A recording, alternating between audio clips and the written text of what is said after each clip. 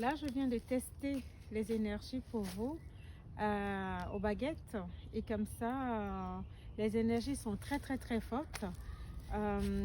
Autour, même avant même qu'on arrive auprès de cette pierre, l'énergie était très forte. Alors, je vais confirmer au pendule. Comment sont les énergies ici?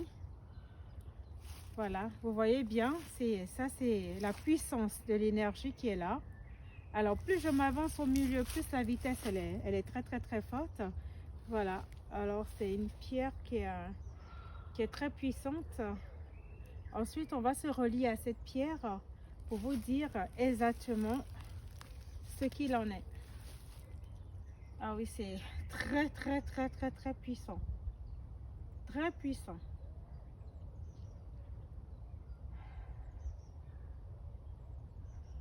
Mais, bonjour à vous, je suis Sylvie du Cœur d'Union. Alors, nous sommes venus dans cette forêt pour tester parce que nous avons appris que c'est un lieu hautement énergétique. Vous savez que Didier, il se balade beaucoup, il est au courant de pas mal de choses. Donc, nous sommes venus aujourd'hui pour tester cette pierre pour vous. Avant, elle était debout comme un portail. Et effectivement, avant même que Didier me dise qu'elle était debout, je la voyais comme un portail. Et du coup, effectivement, c'est un portail. C'est un portail et quand on s'est relié à cette pierre, quand on s'est relié à ce portail, nous avons eu beaucoup d'informations. Alors, déjà, on a posé la question de savoir depuis quand elle est ici, dans ces lieux. On a reçu 1444. Alors, on s'est demandé 1444 par rapport à quoi? Avant Jésus-Christ. Du coup, on a aussi posé la question, mais comment elle a atterri ici? C'était comme si elle avait des pieds, c'est ce que moi j'ai vu. C'était comme si elle avait des pieds, qu'elle a marché pour venir. Elle a dit qu'elle venait du nord de la France. Alors, du nord, plus précisément, je n'ai pas reçu de précision, mais tout simplement du nord de la France. C'est comme si elle a été détachée pour venir dans ces lieux, pour protéger les lieux, pour protéger. Je la voyais comme si elle était dans une communauté, cette pierre, qu'elle était dans une communauté, et que à des périodes précises, les pierres, on les détache, sont détachées pour aller protéger tel et tel lieu du continent. Et donc, c'est ce qu'on a perçu en se reliant à elle. Ensuite, je demandais s'il y avait des entités bienveillantes là-dedans. Il y a plein d'entités bienveillantes. Ça grouille d'entités bienveillantes. Alors, on a aussi reçu par Didier que, en fait, toute l'eau du ciel qui tombe sur cette pierre est une eau qui guérit. C'est une eau qui guérit. Alors, on l'a testé pour vous. On vous dira dans une prochaine vidéo ce qu'on a reçu. Du coup, il y a il y a de l'eau encore là-dessus. Avant, quand elle était debout, quand cette pierre était debout, il y avait l'eau qui ruisselait. On pouvait recueillir cette eau-là et voilà, se masser sur les endroits où on avait mal, là où on avait des bobos et tout ça. C'était pas pour boire, mais c'est pour se guérir de l'extérieur en fait, donc sur la peau, et ça pénètre également le corps pour être guéri. Du coup, c'est maintenant comment faire pour la relever? C'est ça la question. J'aimerais bien qu'on trouve une solution, qu'elle redevienne le portail qu'elle était. Elle est toujours le portail, mais un portail couché. Bon voilà, ça ne frappe pas tout de suite dès qu'on la voit. Et du coup, voilà, on va voir dans quelle mesure on peut solliciter peut-être la mairie de cette ville pour la remettre dans sa position initiale. Ben, c'est pas parce qu'elle est couchée qu'elle ne joue pas son rôle. Et on a reçu qu'elle était, on va dire, je sais pas s'il faut dire la super gardienne en fait des lieux. C'est ce qu'on a reçu, la super gardienne des lieux. Et donc, elle a bien son rôle à jouer. Les énergies qui s'y dégagent sont assez puissantes. Ça vibre beaucoup au moment où je vous parle. Je vibre beaucoup. Et tout à l'heure, je me suis permise de m'asseoir là-dessus aussi. J'ai senti. Alors, elle est bien vivante. Voilà, elle regorge de belles ressources, elle regorge de belles entités. Et donc, voilà. Moi, je vous propose encore, pour ceux et celles qui veulent bien se relier à elle, qui ne peuvent pas se déplacer, si vous êtes loin d'ici, donc on est dans le Val d'Oise ici, et du coup, pour ceux qui sont loin, avant même que la vidéo commence, vous pouvez juste visualiser, regarder la pierre, vous relier à elle et puis recevoir ce que vous devez recevoir. C'est comme ça en fait. Le temps est sans limite. Ce n'est pas un temps linéaire. C'est un temps. Le temps n'a pas de limite en fait. Le lieu ne doit pas être une frontière pour nous, parce que effectivement nous sommes dans un cheminement.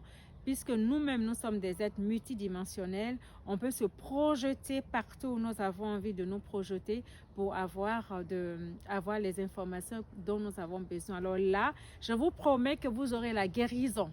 Et moi, c'est avec foi que je vous parle. Alors, avec foi que là, on a testé aussi l'eau qui est restée sur cette pierre. Et ce serait bien véritablement qu'on trouve un moyen de la relever, cette pierre, pour qu'on puisse venir...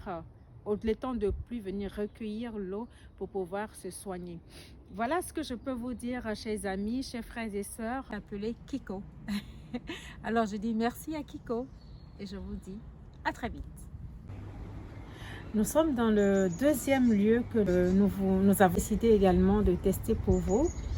Et voilà, nous sommes dans un endroit assez spécial, hautement énergétique également. Je connaissais pas l'histoire des lieux, donc je me suis reliée pour avoir quelques infos et j'ai reçu comme info que celui existait il y a 2000 ans à peu près. Et du coup, j'avais reçu qu'il y avait certaines communautés. Pour moi, c'était un temple. Enfin, il y avait des cérémonies qui se passaient ici, mais quel genre de cérémonie, je n'ai pas su exactement, mais finalement, j'ai su que c'était la cérémonie des morts. Alors, mais j'ai vu les trois derniers,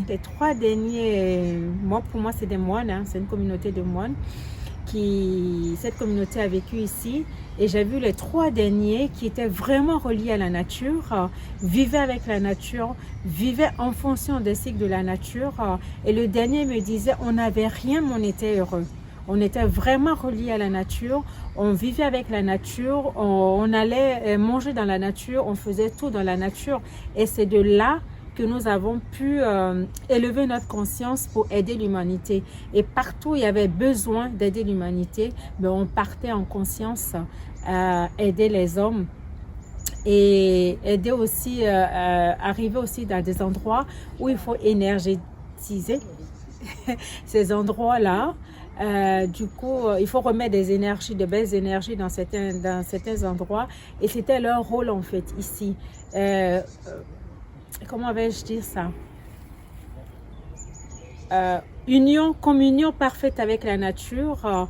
Aller dans des lieux pour remettre de l'énergie, remettre l'équilibre en fait de l'énergie dans certains lieux. Alors voilà, plus tard j'ai appris que c'était un lieu, c'était en fait une tombe, et donc où le culte des morts était célébré ici. Comment ils ont fait en fait, ces pierres sont arrivées là-bas, ils sont arrivés ici, c'est pas par hasard, et je pense qu'avec le pouvoir que nos anciens avaient de déplacer les objets sans se déplacer eux-mêmes, je pense qu'avec toute cette puissance là, ils ont pu bâtir ici. Là ils ont en fait, c'était recouvert de terre, et donc les archéologues ont découvert ces lieux. Ils ont creusé, ils ont enlevé la terre et ils ont découvert ce temple qui est hautement énergétique. Donc, moi, je me suis sentie très, très, très ancrée dans ces lieux, très, très, très ancrée. Alors, j'avance un peu pour que vous puissiez voir ces dessins naturels qui sont sur ces pierres. C'est très très très naturel, donc c'est magique en fait, c'est magique. Voilà, donc arriver dans ces lieux, franchement l'ancrage a été très très rapide pour moi. Alors je vous invite également à vous relier à ce lieu, à défaut de venir ici, reliez-vous à ce lieu, vous allez aussi recevoir des informations. Et c'est très important, nous qui faisons un chemin spirituel. Aussi, ce sont des exercices que nous sommes en train de faire. En même temps qu'on va dans un lieu pour vous montrer, essayez de vous relier à ces lieux-là et en même temps, vous faites vos exercices spirituels et voir aussi comment vous développez votre médiumnité, comment vous développez votre clairvoyance, comment vous développez votre clairaudience et votre clairsentence. Il y a tout en fait qu'il faut développer dans toutes les vidéos que je fais. Voilà, je partage avec vous. Alors vous aussi, partagez, likez, abonnez-vous et faites des exercices, pratiquez. C'est en pratiquant qu'on s'améliore. Je vous embrasse et à très vite. Au revoir.